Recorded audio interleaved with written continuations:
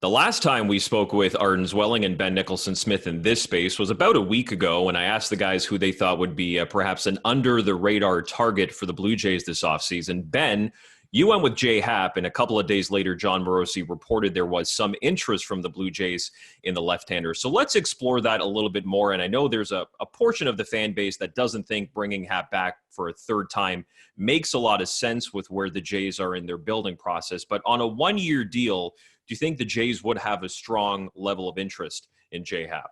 Well, I think it makes sense as part of the answer. No one is expecting Jay Happ to be the answer to their offseason anywhere in baseball. I wouldn't think at this point in his career. But if you're the Toronto Blue Jays and you need pitching, you're exploring all kinds of deals for position players like DJ LeMahieu and George Springer. There's a chance that a lot of money ends up going toward position players, in which case you might be looking for some pitchers who are not going to command those long-term deals. And so that's where Jay Happ could enter the equation as part of the overall picture, much in the same way that we saw Atlanta sign Charlie Morton to a one-year deal for $15 million.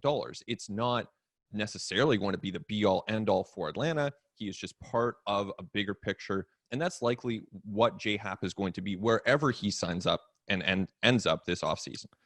Yeah, it's not sexy, right? And it's not headline grabbing, but every team in baseball needs capable back end starters. It's great to have Hyun-Jin Ryu atop your pitching staff, but you play the game every day. There's 4 other days. So you need the Taiwan Walkers of this world and the Tanner Roarks and the Robbie Rays. So these aren't additions that do that much to raise your ceiling, but it does help solidify your floor, which is really important. So that's why Jay Happ is an intriguing name. That's why a guy like Mike Minor or Rick Porcello or Chris Archer could make some sense. We're not talking about something that's going to submarine the Blue Jays payroll here. We're talking about 1 year, 9, 10, 11 million dollars. There's just not that much risk that you're taking on with a deal like that. And there can actually be a lot of value to find there if that guy ends up throwing 120, 130 serviceable innings out of the back end of your rotation. So, names like those, even Corey Kluber or Garrett Richards, who's a guy with a lot of velocity and really impressive spin rates.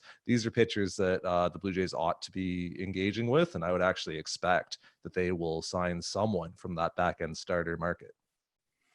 Arden, on Friday, when NBA free agency was getting to its craziest, the Blue Jays added 5 players to their 40-man roster, which is now full at the moment. 2 catchers were added to the list. We'll talk about that in a second. But we know the Jays will be adding, whether it's through trade or free agency or both. So there's a bit of a roster crunch here. In terms of players on the bubble, are there 1 or 2 that kind of stick out to your mind the most?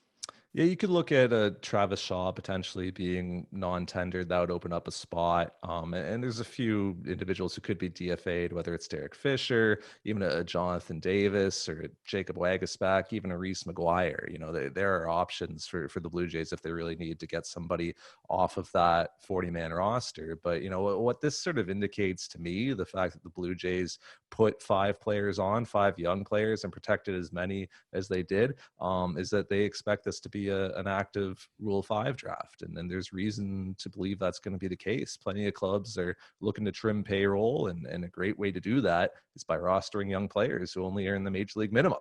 And you even think about the size of rosters. We don't know exactly how big the roster is going to be this year, whether it's going to be 28 again or back down to 26. We saw 30 at one point last season. That just gives teams more flexibility to pluck somebody off of your roster in the Rule 5 draft, or off of, outside of your 40-man roster, I should say, and stash them in the major leagues. Remember, the Blue Jays did it with Elvis Luciano when he had no business being in the majors at 19, and that was with the 25-man roster. So it's very doable, and I bet the Blue Jays just wanted to insulate themselves from losing someone through this process as much as they could.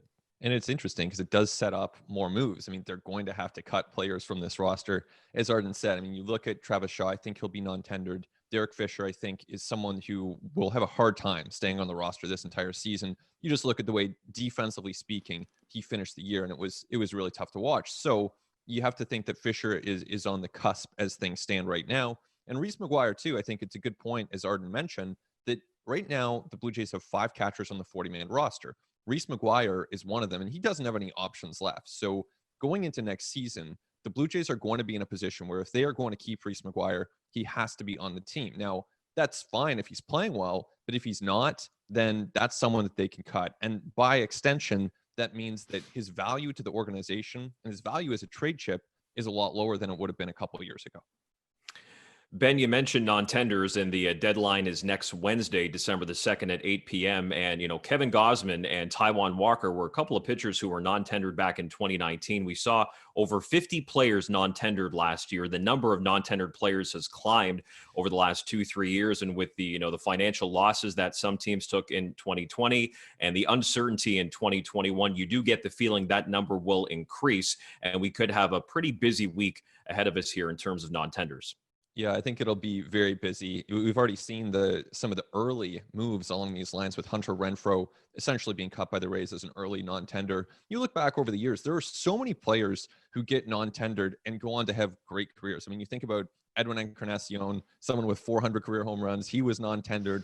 Russell Martin, of course, a great player in Blue Jays history. He was non-tendered back in the day, ended up with the Yankees. So there is always opportunity here. And if you talk to agents and people around the game right now, there's an expectation that going into this December 2nd deadline, there are going to be even more players cut loose than normal. And it doesn't mean the players aren't good. The players are if anything, better than ever. I mean, the players in today's game are great players. There's going to be a lot of opportunity there. And again, the Blue Jays' biggest splashes, they're hoping come from top free agents or top trade chips. They would like to make a big acquisition, but there's always room to improve at the bottom of your roster, and the non-tender market can help on that front. Yeah, and I think December 2nd will be a big pivot point for this market with, as you alluded to, Ben, a bit of a rush of veteran role player types who are just going to be hitting the market. And these are players that the Blue Jays are going to be interested in. If you're thinking about adding a depth outfielder, well, if suddenly a Ben Gamel or an Eddie Rosario are available, or Nomar Mazara, that might change how you're approaching the market. On the pitching side, if Vince Velasquez is non-tendered, or Carlos Rodon or Joe Ross, I mean, those are players who could suddenly be available and can help your club. And it's like we were talking about with the Happ discussion and the back end starter discussion. Like, this is nobody that you're breaking the bank for, and this is nobody who is going to make your off season, but these are players who can help your team. The Blue Jays might look at a pitcher who has peripheral stats that they really like, who they think, maybe he would be better in a swingman role out of our bullpen, or even a position player that maybe has underperformed recently, but the Blue Jays think there's more in his bat, and there's reason to believe he can make adjustments to be better at the plate, and maybe it could be a fit in a bench role with this club. The Blue Jays are obviously, as you alluded to, motivated to add high impact talent at the top of their depth chart. We all know those names that are out there, but oftentimes it's these smaller scale moves on the margins that really round out a deep, versatile roster, and that's what you need to get through a major league season, so that inevitably when some of your players get hurt or underperform, you are replacing them from within with proven capable major league players. And it seems like there's going to be some of those veterans hitting the market on December 2nd. Well, it is still a bit of a slow period around baseball circles, but as you can see, our At the Letters guys hard at work as always. Ben, Arden, appreciate your time.